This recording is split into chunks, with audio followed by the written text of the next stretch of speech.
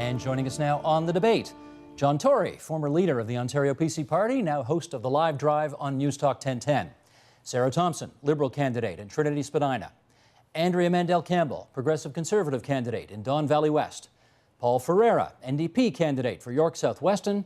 And Justin Trottier, Green Party candidate for Parkdale High Park. And it's good to have everybody around the table. Sarah Thompson, I remember you were here a year ago, running for something else, sitting over here. Anyway, welcome back, everybody. Some numbers, just before we get started with our discussion. This is from the Toronto Board of Trade. The Toronto region represents more than 40% of Ontario's population. It employs nearly 50% of the provincial labour force. It hosts 40% of Canada's corporate head offices. 47% of all of Ontario's small and medium-sized businesses are here and generates 50% of Ontario's GDP. John Tory, going to start with you because you've had, I think, more experience probably than anybody around this table in the front and back rooms of politics. So when the parties do their strategic planning on how they're going to focus their campaigns, how does Toronto figure into that planning? I think, to be honest, it figures in much in the way you alluded to in your introduction, which is you sort of want to do something without being seen to do anything, or without being seen to do very much, and that's part of the problem. So you end up seeing a lot of tinkering. You end up seeing a lot of kind of very vague sort of statements of commitment about infrastructure and so on, but nothing that really focuses in on having an economic plan for Toronto or working with the city to have one, a transportation plan for Toronto, an immigrant settlement plan. I mean, none of these things are really ever specifically addressed by any of the parties, I think, for the reason that you set out, which is nobody wants to be seen to be doing too much of that. None of the parties is adequately addressing. That's what he just said. Care to take issue with that, Sarah? Yeah, I do. I believe that Dalton McGuinty is Toronto's best friend. When I analyzed all the policies, what I found was the platform that the McGuinty Liberals have is well costed. It's a long-term plan for economic growth. And you take a look at something like University Avenue. We have planned for investing in infrastructure, in innovation, in education. If you go down University Avenue, take a look at the ROM. We've invested in that. Take a look at the Conservatory of Music. This morning we announced an investment at Mount Sinai Hospital. Go all the way down. We're investing in transit. $8 billion we're investing into the Eglinton line. And then look at Union Station. We're also rebuilding that. Okay. So they think they've got a good story to tell on this. Andrea, what do you say? How can you have a good story to tell on transit in this city? Toronto has the worst gridlock in North America. We lose $6 billion in lost economic output in this city. If you just look over the last 8 years, nothing has been done. All I ever hear about in my riding in Don Valley West is how much gridlock is costing people, and we don't see anything being done about it. If you want to talk about what the Progressive Conservative Party is going to do about it, we are going to invest $35 billion in infrastructure. We are going to get the job done, and we're also the only party, I have to add, that is actually looking at what are the real issues that are sending the costs up here in Toronto, which is the costs of labor that are going up in the city. We're seeing 6.5% annual increases in labor costs, and that is really what is behind Toronto's huge deficit. Can I just check one thing here? You said $35 billion for infrastructure? Is that for the City of Toronto alone? No, it's not for the City of Toronto alone, but a lot of that obviously is going to be focused on Toronto because Toronto represents 50% of this province's GDP. Okay. Paul? Well, when we talk about Toronto and the present situation, we've got to look at what previous governments and the current government have done. And the reason why we're in such a mess is as a result of a downloading exercise that was started by a previous Conservative administration and which has been continued and exacerbated by the current McGuinty government. I'm very proud of the NDP platform. We talk about gridlock, and it does cost the region $5 to $6 billion a year. We have to get more people out of their private vehicles into transit. How do we provide better public transit in Toronto and the region? By having the province pick up a share of the funding. And we've announced that we'd be prepared to do that, to fund once again 50% of the operating costs of public transit systems across the province. For Toronto alone, that would be $225 million a year. We think that's the kind of solution that puts Toronto in its priorities first. Where would you find that money? Well, we're going to roll back some of the corporate tax cuts that Mr. McGuinty has brought in. We'd also eliminate some of the money that's paid out to consultants. The province is still paying consultants $1 million a day to provide services to the city, to the province of Ontario. We think we can eliminate at least half of that. Justin?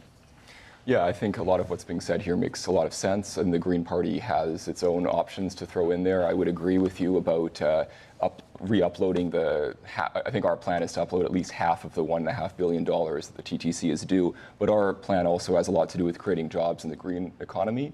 with retrofitting buildings with tax incentives for new housing that really makes energy more efficient so that we can save renters bills on their hydro. We're also interested in providing complete streets. So as far as our transportation plan in particular, for us it's more than just throwing money at a problem. It's making transportation more efficient so that these complete streets would, have safe and affordable ways for all kinds of commuters to use the infrastructure that's available for biking as well as pedestrians and Steve, car this is all traffic. very nice, and I'll take one issue with Paul Ferrier was right on one thing, which is that past governments deserve the blame. That includes the New Democratic Party government that was there. They all do, because the real decisions that would have addressed, say, gridlock, for example, should have been taken and weren't taken by all governments over the last 10 or 15 years. The NDP did take them, and they built the subway holes, and Mike Harris filled them up. Well, all right, but bottom line is there were no subways built. There were really none. I mean, things just didn't get done during that time to alleviate gridlock. And the second thing, you asked the question, which is none of them, I don't believe, have really answered the question of how are we going to pay for whatever it is they're saying they're going to do. And that's because there's been a failure on the part of all of the leaders of all of the parties and all politicians generally, including those in the city, to specify when it comes to transit, which we're focusing on, how are we going to pay for it? And the public are no better, by the way. They don't really want to answer that question either. They think somehow it's either going to be free or it'll come from some menu that will appear magically. Well, the lady beside you, when she was running for mayor, and you knew I was going to get to this, said we got to have an adult conversation about this, and you said we're going to have to put tolls on the roads. You guys aren't saying that now that you're running for the province, are you? No, but there are other ways we can raise money. We need to look at a federal transit policy. We're the only country that doesn't have a federal transit policy. So we need to work with the feds and get involved with the feds and bring them in to this conversation. They've been missing. So I think we need to do that. That's another area we can go in. But the what do you call it? Tolls, they're off the table now. It's not, my party is not supporting tolls, no. How about you guys?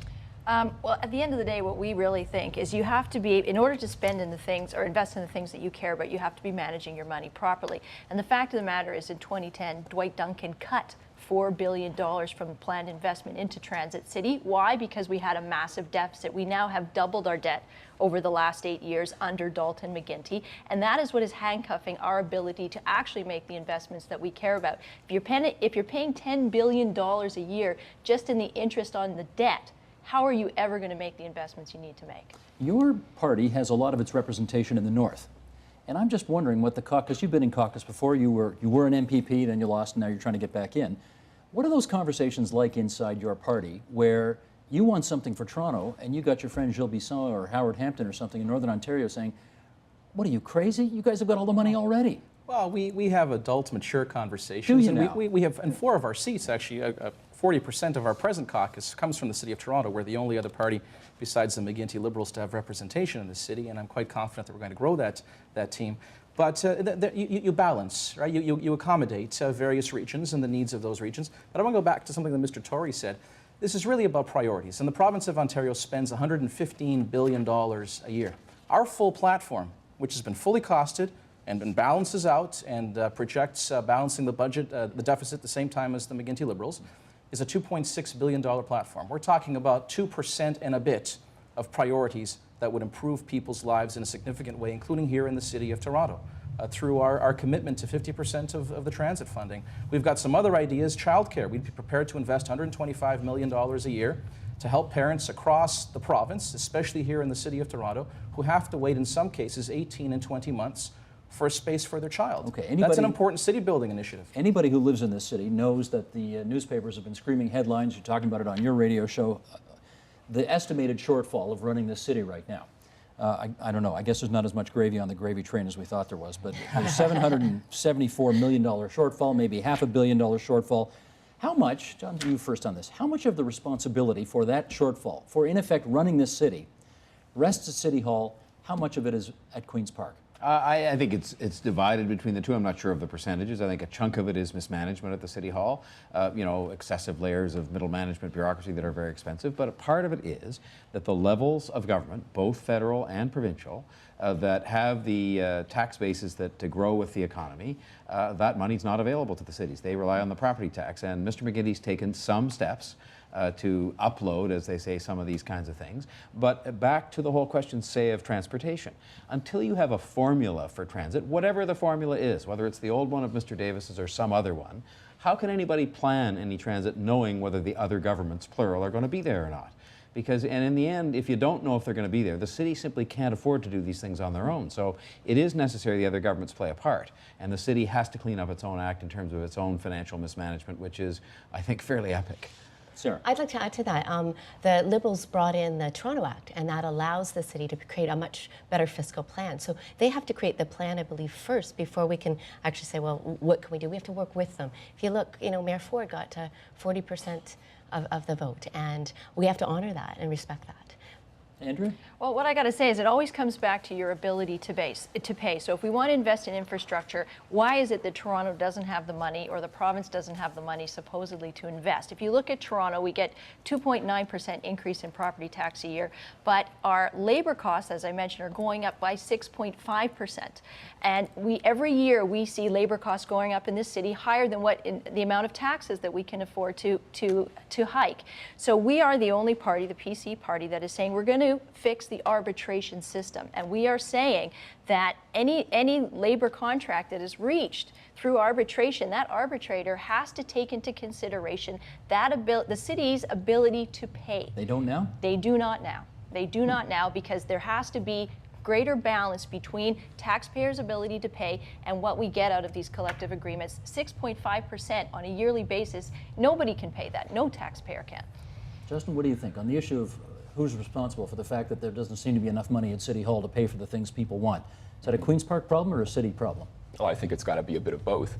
The Association of Municipalities had a website where they had 12 asks for a better management and sharing of funds between the city and the province, and the Green Party endorses essentially all of those 12 asks. John, you asked about if any of the parties had a plan for transit. I think the Green Party does. I think transportation's always been a priority for us. We're calling for $400 million over 4 years in tax incentives to promote carpool lanes, ride-sharing programs.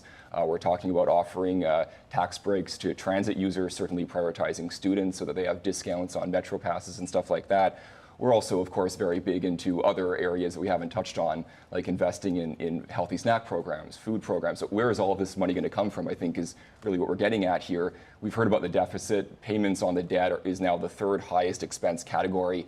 That's unconscionable. That's a burden on our children. Something has to be done about that. The Green Party is unique in putting forward some tax shifting proposals that nobody's really talking about. So it's not just about throwing money at stuff. It's about finding innovative ways of taxing more of what we don't want, like pollution, carbon emissions, irresponsible use of land, and taxing less of the stuff that we do want, like income and value-added services. You guys are the biggest hawks out there, actually.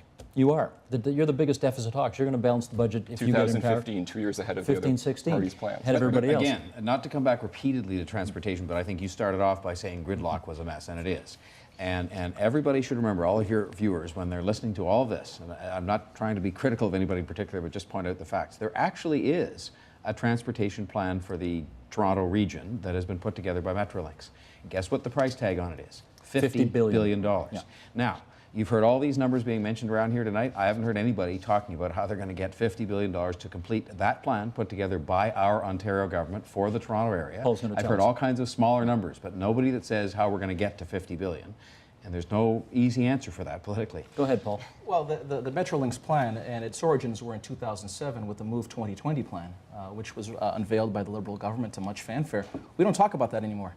In fact, in this city, we had a very viable public transit plan in Transit City that gave us the biggest bang for our buck. Mr. McGuinty and his government pulled $4 billion of funding out of that plan, which gave the current mayoral administration a real convenient excuse to kill it. And we're now left with half planned lines that are gone completely, and that's one of the reasons why this city is looking at a future with inadequate, inefficient public transit. Sarah? Look, the Eglinton line is a very, very important line to Toronto. With the gridlock we have to get an east-west line. So nobody said that it's a bad plan. They think it's a very good plan to do that. It's supposed to go out to the airport, Sarah. It's now ending at Black Creek Drive. It's a line that we have to get out there. The gridlock is in the downtown core. The Eglinton line will get out there. I'd like to actually talk about social services, because this is a big area that often gets missed in discussion. And John, you've mentioned that as well on your show. And nobody's addressing that. We're taking 170 million and we're uploading it from the city. That's a big chunk of money that will help the city. I do want to follow up with Andrea on that, because at the event at Mount Sinai this morning, there were some questions asked to Tim Hudak about why he's not committing to continuing the uploading that the Liberal government has said they will do. And of course, the Liberals are saying if those services and the payment for them is not uploaded, it's going to result in $500 million more property taxes on municipalities across the province. Well, I guess the Liberals would know about taxes, right? Because they're the ones who keep raising them all the time, whether it's the HST, the eco tax, or what have you. So they know about taxes. Maybe they know something that we don't. As far as we're concerned, we're committed to respecting the uploading that's already there. We don't know what kind of mess we're going to find when we actually get into government, because we already know we're looking at a $16 billion deficit, which is, I think, the highest in all of North America. We are the California of Canada. We can't be willy-nilly and committing to everything, to be all things to all people. We have to set priority if we want to make the investments in things like infrastructure that matter. So we want to be responsible. And at the end of the day, as I say again, the root of the problem is how you're going to pay for these things. And if City Hall doesn't get its own act together in terms of its labor costs and that increase every year that taxpayers can't afford, then that's the root of a lot of these problems. We want to help them through the arbitration system.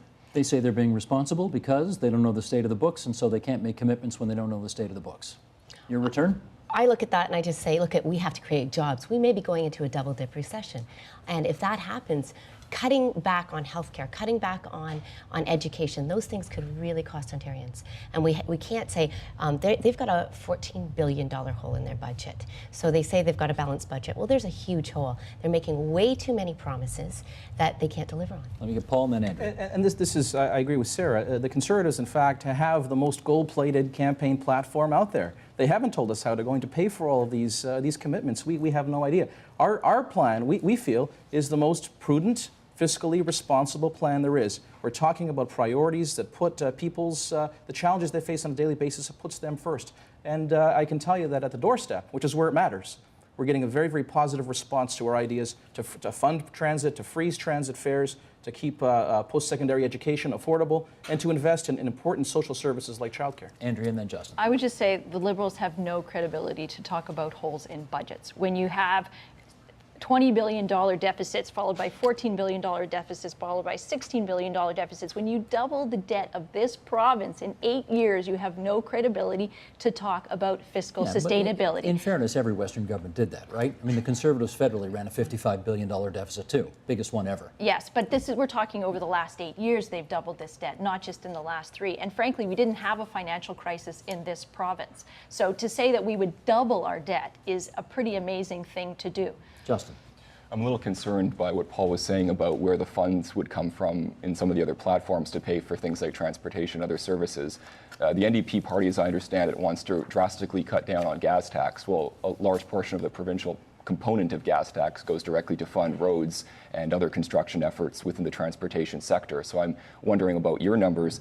I'm also thinking that, again, we need innovative ideas to find money to do these things. We can't just tax, we can't just spend. We need new ideas, and the Green Party's proposed some new ideas. I mentioned tax shifting. I want to go in a little bit more on that. One proposal we put forward is to take away or reduce taxes on property and instead tax land. And the benefit of that is it's an incentive for developing right now vacant land, landowners that have amassed huge amounts of land that they just speculate and don't develop. Also land that's currently has low quality buildings that would provide an incentive to improve the building, because the quality of the building improving wouldn't affect the property taxes as drastically as it does now. These are ways to bring more money into Toronto. Steve, again, this is very interesting. And look, it's easier for me to comment now because I was asked by the good viewers out there to stay out of public life, but I'm now out of it, so I can. The bottom line is that we're sitting talking about shifting this $500 million back and forth and so on. The folks out there, they're all the taxpayers. Actually, they're just saying, well, look, somehow it sounds like unless we're going to do without these social programs or we're going to raise taxes, that somebody's going to have to pay, and it's the same somebody. So we get involved, I think, in these very relatively useless discussions about it going back and forth and when it's going to go and whether it should go or not. But the bottom line is we either have to decide we want the programs and we're going to pay for them, or we don't want them. So let me ask you this. So these discussions obscure the real issue. Let me ask you this head on. If you were trying to ensure that you had enough money to pay for the new roads, the new transit, the upkeep, the maintenance and all of that, would you be cutting the gas tax as the NDP have proposed? No, I would not, because I just think at the end of the day, what I said I would do the last time, and I would maintain it's the right thing to do today, is to take that gas tax revenue and dedicate it all on an audited basis so the public can see it to roads and transportation. Okay, because the province takes in way more gas and fuel tax now than they spend on roads and transportation. Steve, I want to correct the record here. We're not talking about the gas tax. We're talking about the HST on gasoline. And anybody who goes to the pump will see there are 3 taxes. There's a provincial gas tax, there's a federal excise tax, and on top of that, there is the HST, which is a blend of the 5% federal portion and the 8% provincial portion. And what we're saying is over the next 4 years, to help families make ends meet, give them a little bit of breathing room, let's begin to take off 1 point a year of the HST, provincial portion, off the price of gasoline. Isn't that money you could use to improve the transit system? Listen, we're finding money to improve transit and other things through other means and rolling back corporate tax cuts. The McGuinty government is giving away billions in reckless corporate tax cuts. We already have the lowest corporate tax rates amongst our nearest competitors in the Great Lakes region. Even with the NDP's rollback, we would still have the lowest corporate tax rates. Sarah, but it would fund important things. You know, it used to be the NDP stood for something, and now I find they don't. They want to take back the taxes. They voted time and time again with the Conservatives. So when I look at this, we need, they're in opposition. That's what they do. we do need to have taxes to pay for the things that we need, and I agree with John on this one. Andrea. I believe that at the end of the day, you talk about the amount of small business that's here in Toronto. 47% of all small businesses, they come here because they're investing in Toronto. Why? Because they want a tax regime that's competitive, which means you bring it down to 10%, which is what we want to do. Because at the end of the day, we want them to create the jobs, not the government. And what they also need is a great transit system, because what they're finding and what we're seeing is that companies are leaving this city because of the commute times. So to me, it's a matter of making it a competitive environment from the transit point of view, from the tax point of view, and also from the red tape point of view, which Dalton McGuinty's Liberals have done a fabulous job Let at. me follow up on that. You've said it. If you want to have a great city, you've got to have a great transit system. And John, I'll ask you to start off on this and sort of lay out where the bar ought to be on this. If a party was serious about making sure that we had good public transit services in this city, what proportion of sort of cash on the fare box should the rider be expected to pay for, and what should the province be expected to subsidize? Well, I mean, I think the Davis formula that used to say 50% of the operating losses and 75% of the capital would be a good place to start. Now, I'm prepared to accept that times have changed. Healthcare is occupying a lot more of our spending as taxpayers. Taxpayers are struggling. So maybe you modify that down. But what we need is a formula, as I said earlier, Steve, where it's predictable, it's guaranteed in the sense that you know that's what you're going to get. We need that. And that will carry with it, I think, as well. Stand by, Paul. Some commitment on the part of some government and the people to accept the fact that they may have to pay through some other means, whether it's parking charges or gas tax or something, to pay for the transportation. Now tell me if this is feasible. Paul's party said the other day, Andrew Horvath had an election event at the Ossington subway station in which he said, I want to freeze transit fares for 4 years. I want to give the City of Toronto $220 million to help subsidize those fares. 50% of the operating expenses beyond the fare box. Works out to $220. Yeah. That's our plan for the next 4 years. Can you do that? Does that make sense? You still have to answer the question, where are you going to get the money? The province, last I checked, and it's been repeated around here, different numbers, has what, a $14, $15, $16 billion deficit. So if you're going to start sort of freezing fares and then giving money away to make up for that, that's a fine policy. Who wouldn't like that? But I mean, in the end, I don't think anybody's really answering the question in each of their respective platforms of how are we really going to pay for all this down the road. Sarah. I think that Toronto has to get organized first. I mean, we can't sit there and say we're going to make a policy without Toronto being at the table. So I think what we have to do is wait for Mayor Ford to get his act together and decide what he's going to do, and then we all have to come to the table. But it has to be more of a regional basis as well.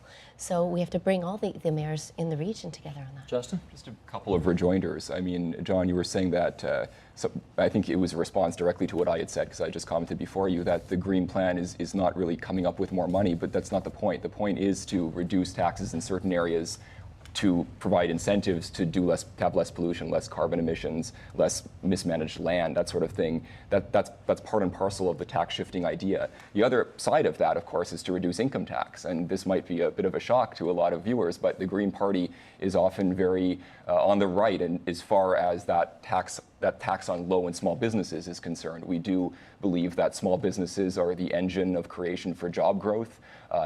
In the recession that we're still experiencing now, only small businesses were the only sector where jobs didn't suffer, where they actually continue to rise, and we think that's where the priority should be. So as part of that tax shifting idea, it would be part and parcel to create more jobs, Steve, get the economy Greens going. may actually, if I'm not mistaken, be more straight up in the sense that I believe, at least in your platform, you have a carbon tax, which I don't think a lot of people are too excited about, but you're straight up and saying that's what you do.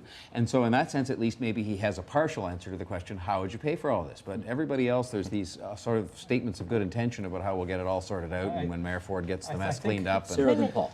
Well, I'm a small business owner. I own the Women's Post. And I know that things like the HST have saved me enough that I'm able to hire one other person.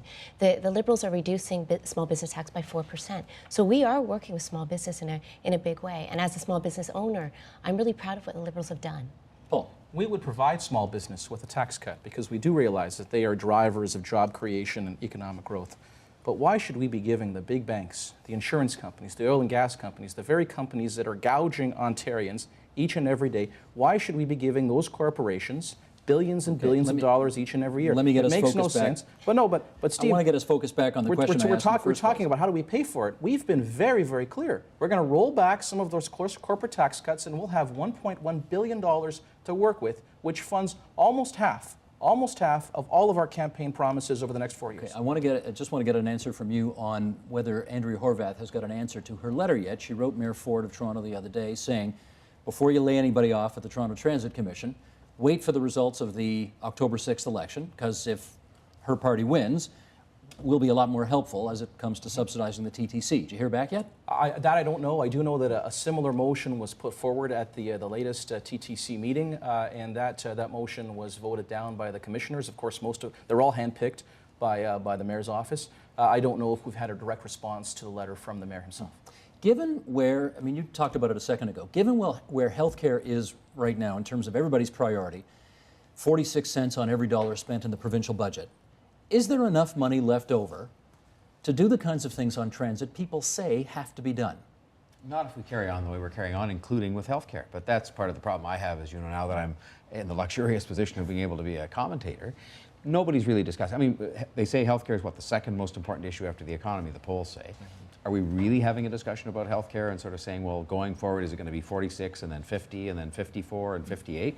And you can be darn sure there will be no money left for transit and roads and all the other things we've talked about if that keeps going.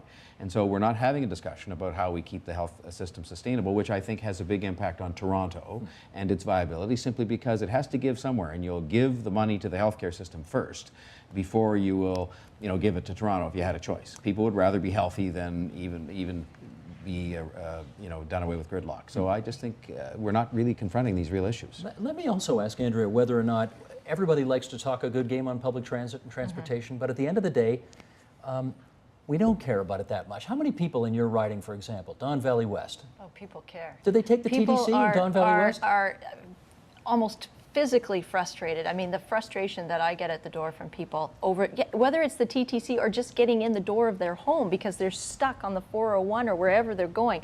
The whole idea of transit and roadways is a huge issue in my riding. It's very costly. And I've had people even say, I'm moving out of Toronto because I don't want to have to deal with it. It's in fact one of the reasons I'm running personally myself, because I ended up riding my bike to work every day. That's because good for I you. wasn't, it's great for you, but because getting on the TTC was a nightmare. I couldn't afford the extra half an hour delay I found I had almost every day that I went to work. So to say that it isn't an issue, it's a huge issue. No, it is an issue, but those people, I mean, remember Andrew Coyne in Maclean's Magazine did a big piece saying, you want to solve this problem?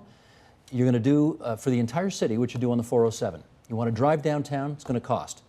But I bet if you put that to the people whose vote you're seeking on October 6th, they would say, no, we're not going to pay anymore. It's a bit of an unfair question because you're not providing people with alternatives. If you want to toll people, fine. In London, they're charging people to go into the city of London, but they have a transit system. We are the only major city that I have been to or lived in, and I've lived in many, where you do not have a functioning transit system. And Andrea's right about that. We made a lot of mistakes when I say we, all parties, all governments, all levels, in how we did did our planning when we thought we had no end of land and allowed these sprawling suburbs to be built with no real accessibility to transit. So people have 3 and 4 cars in some of the outlying parts of the GTA. And there is no transit there now compared to these other large cities that have all kinds of regional trains. We have a GO system that's okay as far as it goes. So again, if you want to fix that, I think there is actually a plan to make a good start on it, but no real plan on how to pay for it. And that's where the sort of lack of complete honesty comes in. Speaking of the GO system, you asked, if we hear from our voters that transportation transit's a big deal. I can tell you that I certainly do. My backyard and running right through the riding is the future Pearson Air Rail link, and there's a big uproar right now about why we can't move immediately to electrify that. That has to do with certainly clean air, but also has to do with the ability for electric trains to actually stop faster than diesel trains. So that air rail link exactly could actually be used as inner city transportation rather than just Pearson to Union Station or what have you. So it is a huge deal for several ridings where that would cut through, but I think it would improve the entire city. And I hope we can comment more on healthcare, because it's true that there are many other aspects of the provincial portfolio that often get neglected in some of these conversations. And I think you have to look at each of these apart, but also holistically. And again, the Green Party is interested in providing innovations in healthcare that would actually save money. And I can get into that if you'd like. Community care clinics, so we have more access to doctors closer to home, which actually relates to the transit issue, but would also be a more feasible use of our different professionals. Let me, you all around this table know about the Toronto Board of Trade's new report called It's About Time. I'm going to read a little excerpt of that, and we'll talk about that some. It's now been over 25 years that we've been discussing major expansion of the Toronto region's transportation infrastructure. With the lack of progress during this time, Torontonians have grown cynical about the prospect of transportation expansion plans getting built. They've seen dollars clawed back, tunnels filled in, and projects canceled, only to be reintroduced in a different form. They've also seen fighting between levels of government over the various plans in place, plus varying levels of commitment from these governments to the assorted plans. Parties need to make it clear that expansion of the Toronto region's transportation infrastructure will move ahead, and that ensuring progress on this file is a priority right up there with health and education. John Tory, to you first. Are you hearing that? People have now come to understand that it's interfering with their family life, it's interfering with the environment, but the other thing they understand is if we don't get off that pattern of filling in tunnels and changing decisions and having arguments, it affects jobs. People will not invest here. People will not want to come and work and live here if their life is going to be, featuring chaos daily of spending hours in gridlock, not being able to get where they need to go. Sarah Thompson, it's a serious economic problem. I hear the Premier all the time say health and education, health and education. I don't hear him say health, education, and transportation. Oh, he does talk a lot about transportation. Gridlock is costing Canada $5 billion a year. So it's costing jobs, and I agree with John on that. But what we're doing full day GO service. That's a big step forward. We are building the Eglinton line. That's a step forward. It keeps being, opened and buried. I think we are moving forward. I'm very proud of what we're doing. What's sad is we talk about Eglinton. It's been 40 years since there was first talk of rapid transit in Eglinton. And it was the last time that there was an NDP government in this province that we had a plan to build 4 subway lines. And we started to build those lines, and we know what happened. Conservative government came along and filled in the holes. And now we're talking again. Our party is fully committed to going ahead with the public transit projects that are in place. Some of them have started in this city. But we are also the only ones that are talking about the operating side. And the province can't simply say, go ahead and build and not provide the cash to run vehicles on those lines, to pay the conductors, the drivers. We are the only ones that have said that. And I've heard my Liberal and Conservative friend talk about expansion. From my Conservative friend, I haven't heard a peep about how you'd pay for it. I mean, we have heard a very convenient excuse that we don't know what the books look like. We'll see when we get there. That's the kind of thing, quite frankly, that frustrates and leads to increased cynicism from voters. Andrea. I just got to say it's ridiculous. You're going to say that you're going to freeze transit fares and you're going to up corporate rates to 14.5%. Well, so nobody's going to have a job in this city to actually get on the subway? I don't understand your point. We would actually the point is that, in fact, that it actually you're going to so where are you going to get that? Where are you going to get that money from? If they create because a job, the companies will have already left town because you've jacked up the corporate rates. So just take a look at our platform. Yeah. So the way we see it is, we have actually lost not $5 billion it's costing Canada, it's actually $6 billion that's costing Toronto. And that cost means that our companies that are leaving this city because they don't want a headquarter here, which means less jobs, which means less taxes. But I need you to speak too. We are saying that we are going to be investing $35 billion in infrastructure. A lot of that is going to go to Toronto, to roads and transit. But the Board of Trade is saying transportation's got to be as important as health and education. I do hear Tim Hudak saying he's protecting health care. I do hear Tim Hudak saying tax cuts, cutting the HST, no more eco fees. I don't hear him saying as much about transportation. I'm here to tell you I totally agree. Infrastructure is critical. Infrastructure is critical. $35 billion is a lot of money. But does your leader, where does Tim Hudak stand on Well, he's not going to irresponsibly say that he's Well, going to freeze transit fares. He's got no not vision going to for the say province, it. I suppose. Well, look at our record. I think you have to look at the records. Yeah, 8 years. Look where we are. Buried Eglinton.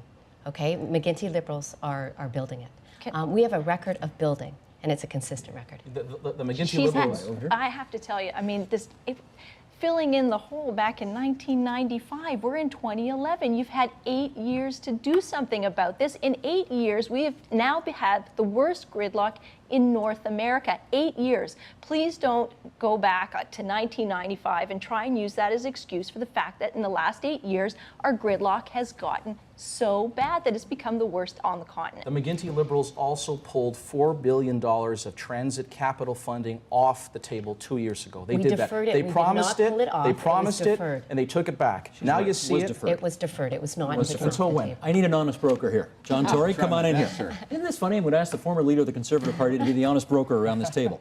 You've done a lot of this on your radio show. You've listened to a lot of what everybody has to say here. What do you like? What don't you like of what you've heard of the promises so far? Well, I don't like things like freezing fares because I think it simply postpones the day of reckoning for people. I mean, it's the same people, essentially, that have to end up paying for this, whether they pay as provincial taxpayers or property taxpayers or transit users. I don't like vague statements of funds, no matter how big or small they are, that just sort of say, well, there's this fund and it'll pay for everything. Because again, what people need to know is if there's a $50 billion plan, just accept that maybe as a good plan. I can't really judge whether it is or not. But if that's the plan, then how are we going to pay for it?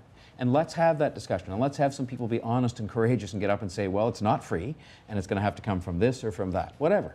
And so I don't like those kinds of vague things. I actually, most of all, just don't like all the arguing and fighting because it just seems like we've totally lost sight of the fact, as the Board of Trade said, we just got to do something about this and stop arguing and get building. And we're doing a little bit of building now. In fairness, there's more being done than there was, 5 years ago or 10 years ago, but it's still not enough, and it's not happening fast enough. Let me play a little political history with you here for a second. Who ran the National Conservative campaign in 1993? I did.